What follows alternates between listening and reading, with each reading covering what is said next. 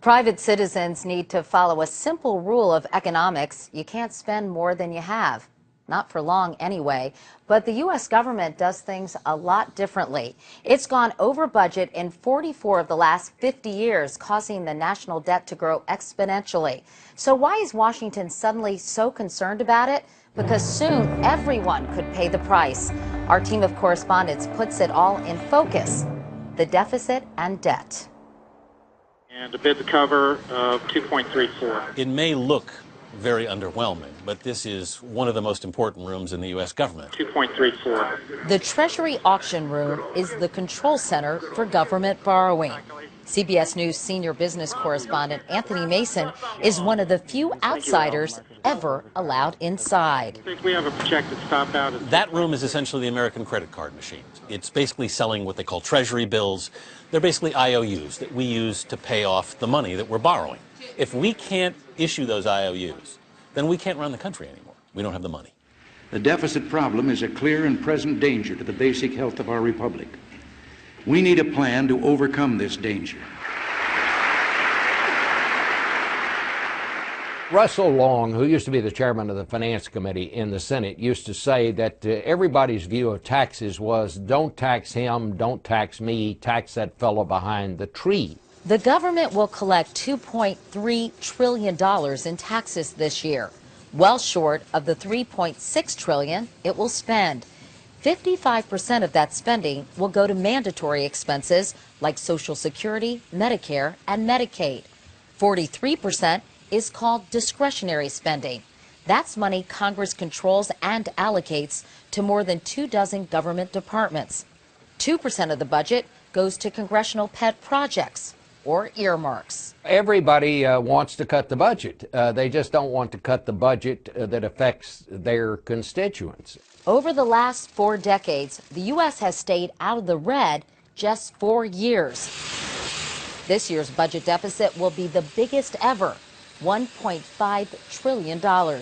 Digging ourselves out requires tough choices. It's practically a political non-starter to cut popular programs like Social Security or Medicare, because you know that when you're up for re-election, your opponent is going to tout your vote. And so while members of Congress do feel that they need to make these tough choices, they're very reluctant to do it. They know that their political future could be on the line.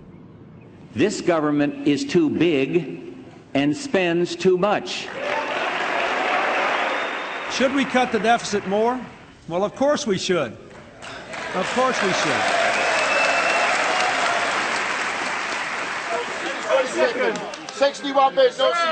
U.S. debt has always been perceived as the least risky type of debt because the United States doesn't default. The U.S. counts on citizens and financial institutions to give it loans.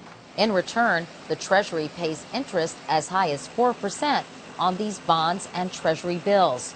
Most of the IOUs are held by American investors and the U.S. government, but a third is owned by foreign lenders like Great Britain, Japan, and China. The Treasury owes that country $880 billion. The number one option out there, the safest place for it to place its nest egg, is in U.S. debt. But that confidence may be eroding. Years of running annual deficits is driving the total national debt towards a whopping $14 trillion. A day won't go by that I don't get an email from a trader or a hedge fund manager who says the chickens are coming home to roost. And what they mean by that is every day that we assume more and more debt as a country, it makes us less able, less likely to pay out that debt in the future.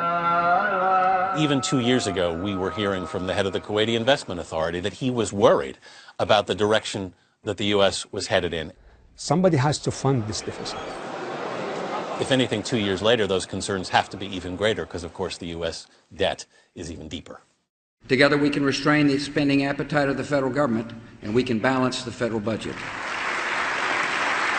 Like any cash-strapped family, we will work within a budget to invest in what we need and sacrifice what we don't.